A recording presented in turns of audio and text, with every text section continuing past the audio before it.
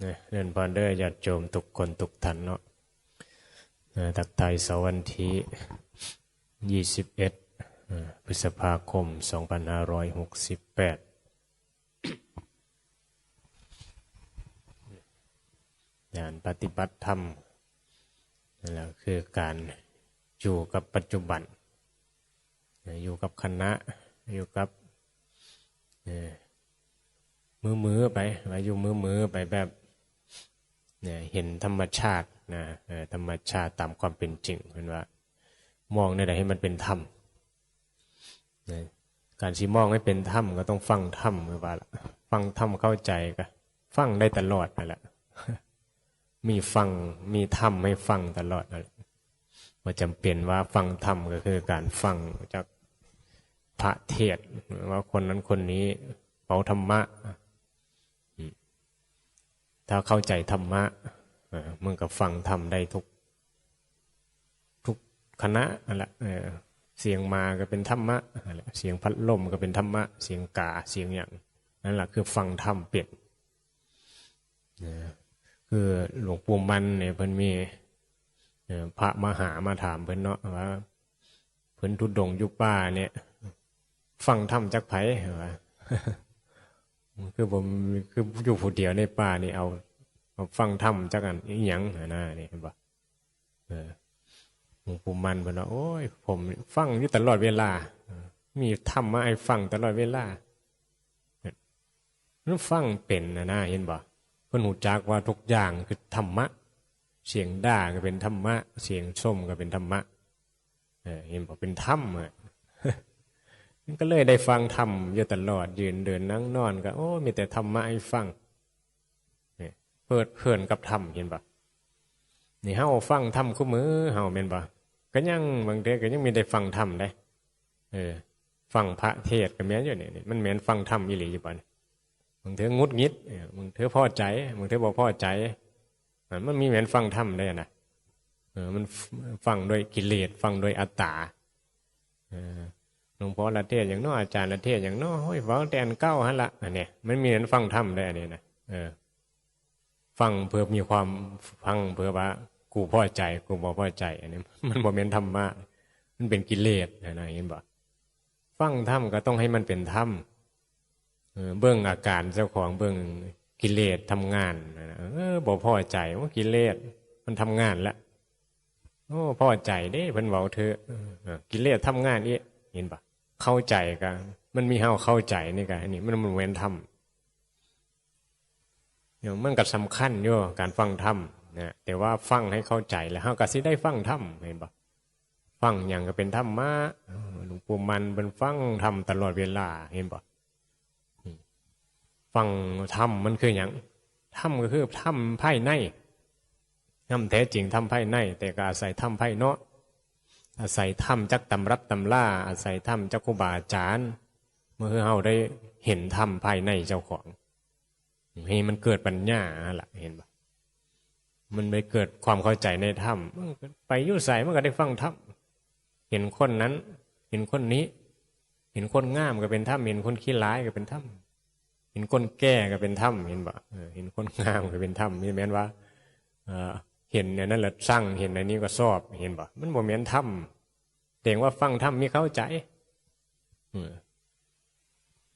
เฮานี่ฟังธรรมเข้าใจอยู่บ่ซะฟังคู่มือก็ยังบ่ได้ว่าก็ยังบ่ได้ฟังได้มันบ่เข้าหูนะบ่เข้าไปถึงใจเลยบ่เข้าใจเข้าใจอีหลิงอีหลีเนี่ยโอ้ยบางเทอเพิ่นฟังกันเดียวก็เข้าใจ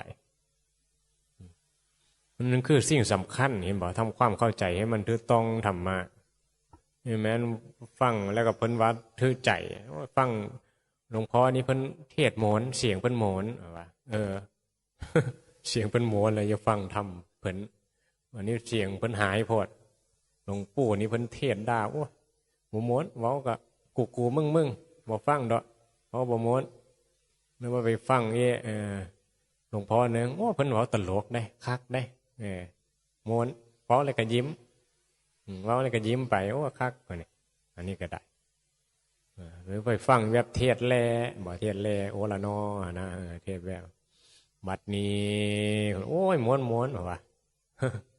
มันก็เป็นอีอันแบบหนึ่งเห็นบ่ฟังเอาวนฟังแบบเสียบไม่นั้นฟังธรรมที่เป็นไปว่าขานเข้าใจในธรรมว่าความพ้นทุกข์อิรินั่นนี่เขาฟังธรรมมาดับทุกข์นี่เขาต้องฟังเพื่อว่าพิจารณาจิตใจเจ้าของ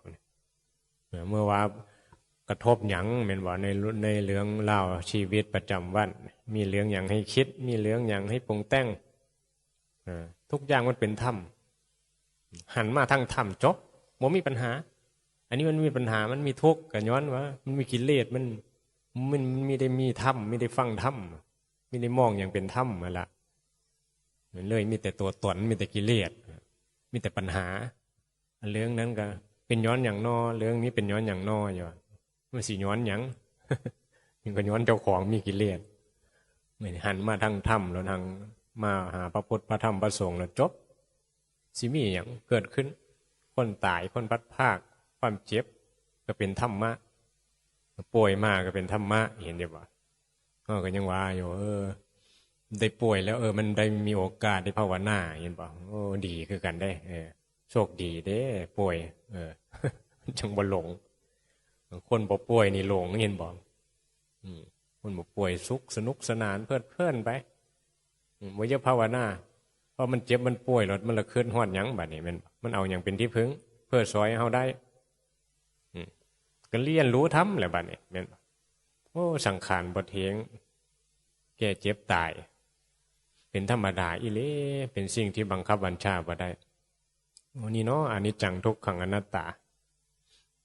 โลกใบนี้เต็มไปด้วยอนิจจังทุกขังอนัตตาเป็นไปตามคำสอนพระพุทธเจ้าอย่างแท้จริงเมามาคำเดียวจบหมดเอาผู้มีปัญญาเป็นบ่สวดมนต์ทำวัดเห็นไหมว่าชาติปีทุกขาชาราปีทุกขามรณะปีทุกขังเนี่ยเพราะแค่นี้ผู้มีปัญญาเข้าใจแล้วว่ามันเถอะมัดเทศธรรมจักรนี่โอ้ยดังสะเทือนสะท้านไปฮอดพรหมโลกฮอดนรกมันหมายถึงว่าสะเทือนไปฮอดหมายถึงว่าความจริงนะปรากฏไปยู่ใส่มันก็มีแต่ความทุกข์นะเกิดเวียนว่ายตายเกิดสามแดนโลกธาตุนี่มีแต่ความทุกข์เป็นพ่มกันยังตายเทวดาก็ตายเห็นป่ะชาติปีเนี่ยเห็นบ่ชาติปีทุกขาเนี่ยเกิดแก่เจ็บตายมันก็อันเดียวกันหมดแหละเมาคำเดียวออกมานี่ถือมัดคือต้องมัดคือทุกข์นั่นแหละเพื่อปฏิเสธได้ไว้เกิดเป็นอย่างกระทุกเนี่ยผู้มีปัญญาเห็นบ่รู้ตามแล้วก็โอ้แม่นคนบ่มีปัญญาหรือว่าบอกพิจารณาก็หูบ่ได้ยินเนาะมืดบอดไปผู้มีปัญญาแล้วมือป่านกับจุดเทียนให้ละในที่มืดบอดทางให้กับคนหลงทางเปิดของที่ปิดไว้ง่ายของที่คว่ำไว้เปิดขึ้นสติปัญญามันเข้าใจในธรรมมันกับแจ้งสว่างหูตาสว่างขึ้นมาแหละนี่แหละเป็นว่าสว่างในทางธรรมคือการฟังธรรมเข้าใจมาอาศัยวัดว่าก็คืออาศัยของพระพุทธพระธรรมพระสงฆ์ทั้งหมดแล้ววัตถุในวัดสิ่งต่างๆในวัดมันมีแม้นของผู้ใดผู้หนึ่งได้อย่างว่าครูบาอาจารย์เป็นอย่างว่าเอามาอาศัยวัดยังไม่ยึดว่าของเฮ้าเป็นของพระพุทธพระธรรมพระสงฆ์ทั้งหมดว่าได้น้อยได้หลายก็เป็นของพระพุทธพระธรรมพระสงฆ์ถ้าว่ามันได้มาแล้วมันยึดมันมีแม้นแหละเห็นปะให้พระพุทธพระธรรมพระสงฆ์ให้เป็นของเพิ่นสมบัติของเพิ่นผมมีเป็นสมบัติเฮาแล้วมีอย่างหลังกายเนานี่บ่จิตใจที่เต็มไปด้วยกิเลสมันก็มายึดเอาแหละของกูเห็นปะนี่แหละความโง่หลงแม่มาวัดก็มายึดว่าเงินกูเห็นบ่ลาภสักการะวัดกุฏิต่างๆมันสิของไผของพระพุทธพระธรรมพระสงฆ์ทั้งหมดแหละ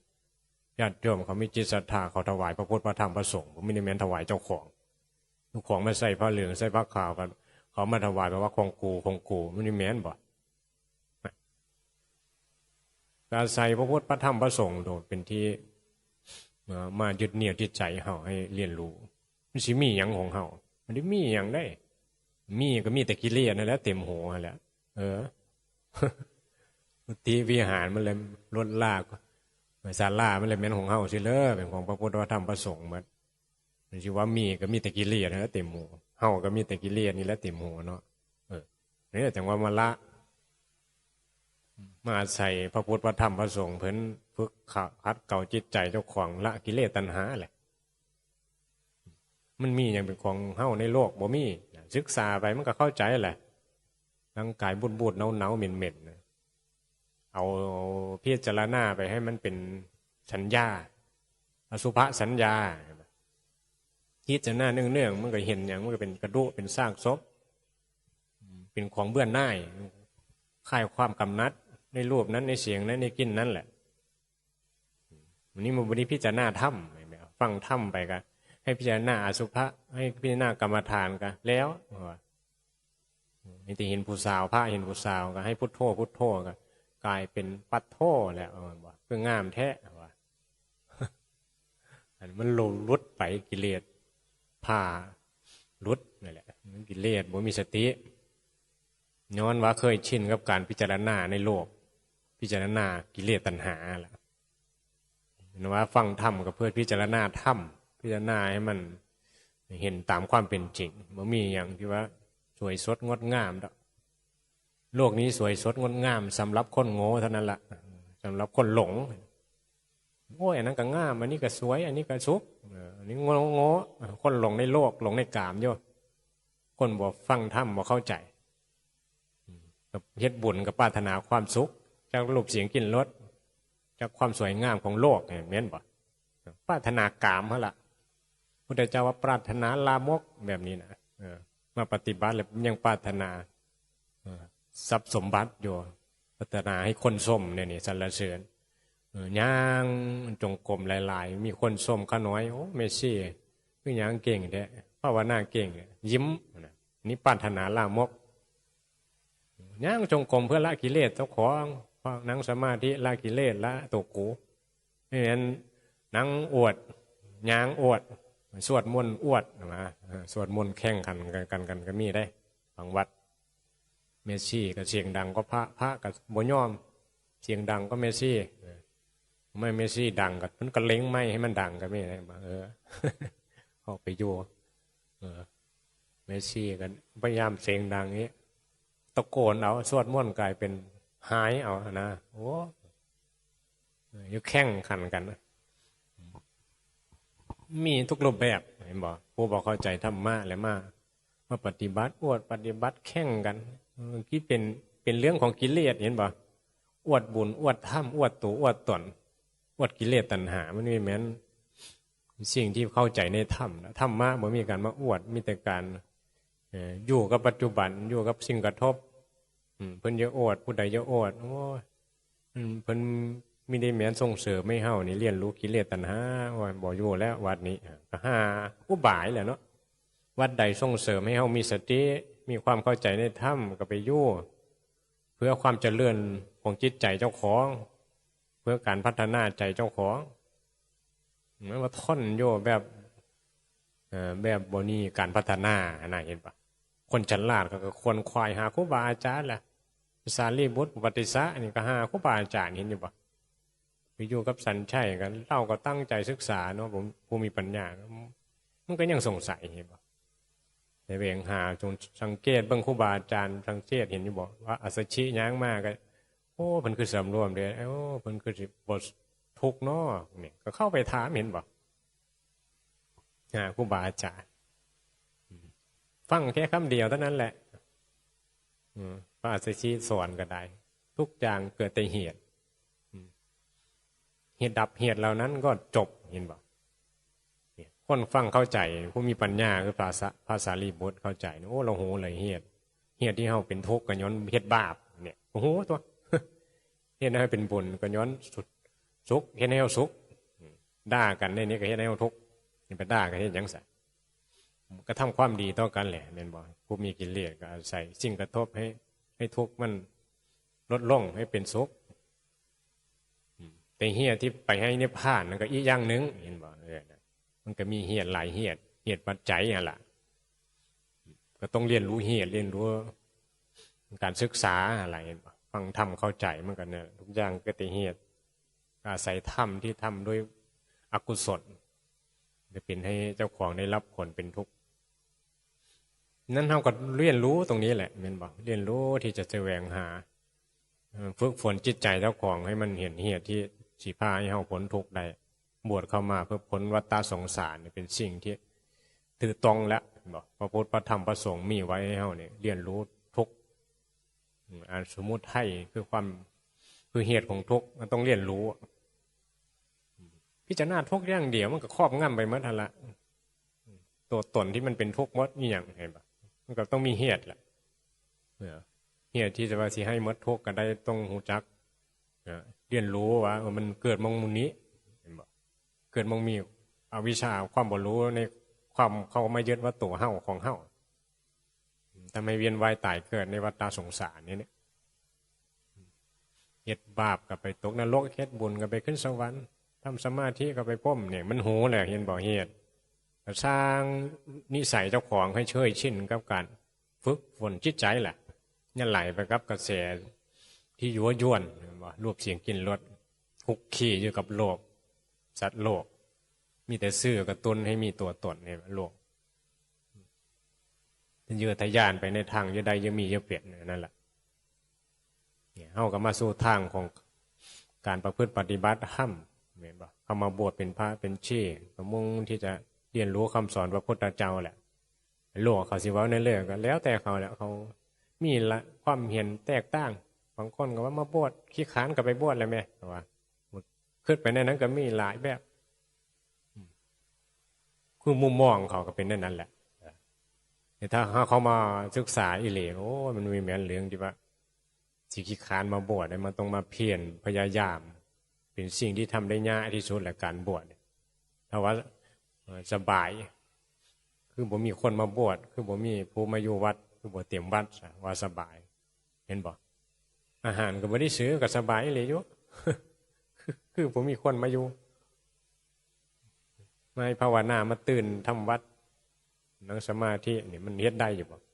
กิเลสมันยอมบ่บ่ได้ยอมได้แม่นบ่ให้ฟังธรรมเข้าใจธรรมนี่ก็แห้งยากอีกนั่นบุญกุศลของเฮาที่ได้เกิดมาโอ้ไม่เหมือนว่าง่ายๆได้สิได้มาพบพระพุทธศาสนาคน 8,000 ล้านคนบนโลกนี่บ่ที่มีเจ้าคนสนใจในการศึกษาปฏิบัติธรรมพ้นทุกข์นี่แม้แต่ตัวเจ้าของก็ยังงูๆป่าๆอยู่เอาแน่บ่เอาแน่อยู่มันสิไปได้อยู่ว่านิพพานอยู่ยังต้องเล่สงสัยกันอยู่เห็นบ่แม้มาบวชมาฟังธรรมครูบาอาจารย์กระตุ้นให้ไปนิพพานก็ยังบ่อยากไปยังอยู่ยังมาเกิดมาทุกข์อยู่มาเจ็บมาป่วยมันหองโอดโอยอยู่นี่ชีวิตไม่ได้ศึกษาพิจารณาทั้งที่ซื่อธรรมะกับมีโอ้ยครบทุกรสชาติให้ฟังแล้วพวกมื้อนี่เห็นป่ะมันสิว่ายาก็เยอะแยะยารักษาโรคโรคกิเลสเนี่ยครูบาอาจารย์ก็หลายแท้เทศให้ฟังเห็นป่ะมีแต่ส่วนธรรมะมีแต่เป็นธรรมะดับทุกข์ก็หลายส่วนปฏิบัติธรรมสถานที่ปฏิบัติธรรมก็หลายเห็นป่ะคือบุญเนอะแต่ว่าเป็นบุญเท่าหลายเลยมันยังลังเลสงสัยอยู่หาเรื่องครูบาอาจารย์ไปก็มีไปเรื่อยๆบางคนก็พรรษานี้อยู่วัดนี้พรรษาหน้าไปวัดนั้นไปเรื่อยๆเพราะว่าไปหาเสียบหรือว่าไปเพื่ออย่าง ไปเบิ้งไปเสียบนั่นแหละส่วนมากเนาะดีบ่ดีบ่นะเพราะว่าไปไม่มันก็เจอสิ่งไม่มันก็เจอสิ่งที่ยั่วยวนเนี่ยการปฏิบัติต่างๆก็แตกต่างเป็นบ่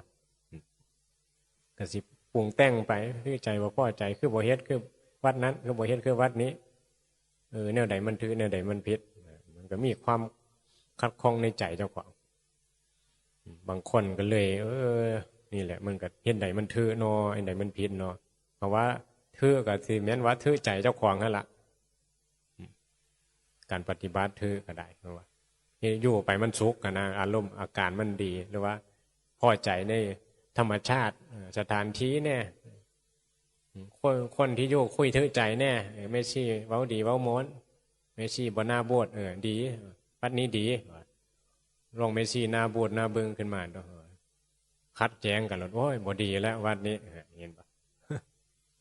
มันก็มีในนี้ผู้มองนั่นแหละหรือว่าไปอยู่ผู้เดียวก็คัดแย้งกับความคิดเจ้าของนี่หั่นล่ะมันมีไผสู้รบกับสู้รบกับเจ้าของแท้จริงก็สู้รบกับเจ้าของนั่นล่ะเรื่องกิเลสนะมันไม่ได้สู้รบกับไผหรอกความคิดมันมีสองด้านดีเลวปรุงแต่งไปโดยส่วนมากแล้วมันก็เป็นไปได้อำนาจกิเลสนะไปอยู่เมืองใดจังเดือซุกไปอยู่เมืองใดอาหารดีไปอยู่เมืองใดหมู่ดีนะมหาสถานที่หมู่หน้าเมซี่คนนั้นหน้าพระคนนั้นหน้าคุยกันถือข้อ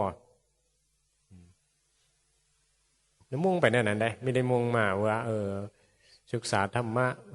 อยู่ผู้เดียวเนี่ยดูในป่าเห็นป่ะหลวงปู่หลวงตาเพิ่นน่ะเพิ่งมีแต่หาทางลบอยู่ผู้เดียวสถานที่เงียบๆฟังวิทยุดูคู่มือคือว่าล่ะมีโทรศัพท์มีสื่อกับฟังไปธรรมะสอนฟังเข้าใจก็นั่งสมาธิแหละทบทวนกิเลสในใจทบทวนธรรมะในใจมันยังมีอย่าง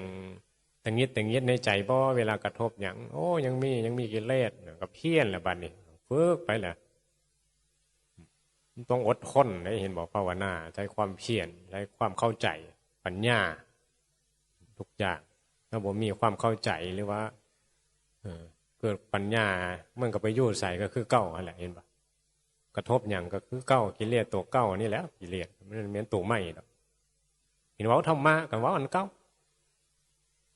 เนื้อหนังกันเนื้อหนังเก้าของเฮาก็เป็นบ่ใจกับดวงเก้านี่แหละธรรมะก็ไม่ได้แม้นอันใหม่อันเก้านี่แหละอุปทานขันคือตัวทุกข์ก็เน้นด้วยตรงนี้ละมีกิเลสมันก็ยึดว่ากูคือเก้ามันก็ต้องทุกข์คือเก้าแหละมันยังมีเหมือนตัวกูมันก็ต้องย้ำไว้เอาตัวกูอ้ออะไรความโง่อ้อให้มันเหมือนกิเลสไม่เหมือนตัวใหม่กับตัวเก้าตัวยึดตัวถือตัวฮักตัวสร้างเห็นป่ะมันปุ่งขึ้นมาแล้วก็มาฮักปุ่งขึ้นมาสร้างคนนั้นสร้างคนนี้มันจะมีตัวอื่นตัวใดเลยเนี่ยนะกระเลื้องกิเลสกระเลื้องเก้าธรรมะก็ต้องเอาตัวแบบที่ว่ามาฆ่ากิเลสเนี่ยว่าเอาปัญญาฆ่ากิเลสให้พิจารณาให้มันเป็นธรรมมาละฉะนั้นมันต้องพิจารณาให้มันเป็นธรรมฟังธรรมนี่มันเข้าใจธรรมแล้วก็น้อมไปประพฤติปฏิบัติคำศัพท์คำแสงในพระไตรปิฎกในหนังสือธรรมะมันก็มีหลายหมวดธรรมเนาะในการประพฤติปฏิบัติอินทรีย์5พละ5โพชฌงค์7อิทธิบาท4สมปัฏฐาน4อริยสัจ4โพธิยะปักขิยธรรมเนี่ย38ประการเหมือนว่าธรรมเนี่ยเขาก็บอกไว้เก้าก็อ่านอยู่ดอกอ่านธรรมะนักธรรมชั้นนั้นชั้นนี้แหละอ่านเรียนรู้ไปฮะล่ะมันเป็นหมวดธรรมแต่ว่าสรุปแล้วมันก็อันเดียวแค่เป็นเมนูพอเพิ่งกล่าวมาอธิบายในหลายๆแบบอย่างอยู่นะสำหรับนักปริยัติกันที่สงสัยเนี่ยมาอธิบายในแนวทางปฏิบัติปริยัติปฏิบัติปฏิเวทในนี้ละเราต้องเรียนรู้เฟื่องฟังธรรมก็คือการเรียนรู้ปริยัติเหมือนบ่ปฏิบัติก็คือฟังเข้าใจก็ไปปฏิบัติผลมันก็สิเกิดขึ้นมันก็สิเห็นกิเลสมันมีตัวตนมันก็เป็นทุกข์มันบ่มีเหลืองกับสิ่งปรากฏมันก็นั่นแหละผลมันก็บ่ทุกข์มันก็เป็นปฏิเวทผลเกิดขึ้นย้อนปฏิบัติย้อนว่าฟังธรรมก็คือเรียนรู้ปริยัตินั่นแหละเรียนรู้สัจธรรมสัจญาณหลวงพ่อมันก็บอกรู้อยู่สัจญาณกิจญาณกัตตญาณเห็นป่ะอันเดียวกันสัจญาณก็คือปริยัตินั่นแหละสัจญาณคือสัจจะก็คือความจริงญาณก็คือความรู้ที่มารู้ความจริงมารู้ว่าทุกข์มันย้อนอย่างเหตุของทุกข์คือหยังอันนี้ก็รู้ญาณคือความรู้มารู้ทุกข์มันเป็นย้อนตัวตนเนี่ยสัจจะคือความจริงไงทุกข์ก็คือความจริงเหตุของทุกข์มันมีตัวกูก็เลยทุกข์คือความจริงเกิดมามันเป็นทุกข์แก่เจ็บตายเป็นทุกข์ก็เป็นความจริงถ้าจะญาณเข้ามารู้ความจริงมันก็มี นี่แหละเฮาบ่ฮู้มันก็เลยบ่เรียนรู้ที่จะออกจากทุกข์เกิดมามันเป็นทุกข์เพราะมันเป็นความจริงเห็นบ่แก่เจ็บตายต้องพัดพรากจากสิ่งต่างๆกายบ่แม่นเฮาใจบ่แม่นเฮาโอ้ความจริงเนี่ยญาณเข้ามารู้เนี่ยก็เรียกว่าปัญญาล่ะปัญญามาฟังธรรมก็คือปริยัติเข้าใจแล้วก็รู้แล้วก็กับกิจญาณกับกิจจะก็คือการงานกิจที่ต้องเฮ็ดต้องปฏิบัตินั่นแหละกับปฏิบัตินั่นแหละเห็นปะปริยัติคือว่าสัจจะอันละปริยัติก็เรียนรู้สัจจะอันละปริยัติคือการความรู้ที่ต้องเรียนนี่บอกปฏิบัติก็คือกิจจะก็กิจจะกับการงานกับปฏิบัติมันอันเดียวกันนี่บอกมวลธรรมมันอาจจะตั้งกันแต่ว่าความหมายมาสรุปกันเดียวกันคือให้ปฏิบัติคือให้กิจจะคือเป็นการงานที่ต้องเฮ็ดเห็นบอกว่ามีกิจที่ต้องเฮ็ดมีกิจธุระการงานต้องเฮ็ดงานในทางธรรมก็ต้องปฏิบัติละกิเลสตัณหาแหละหูแล้วก็ได้หูความจริงว่า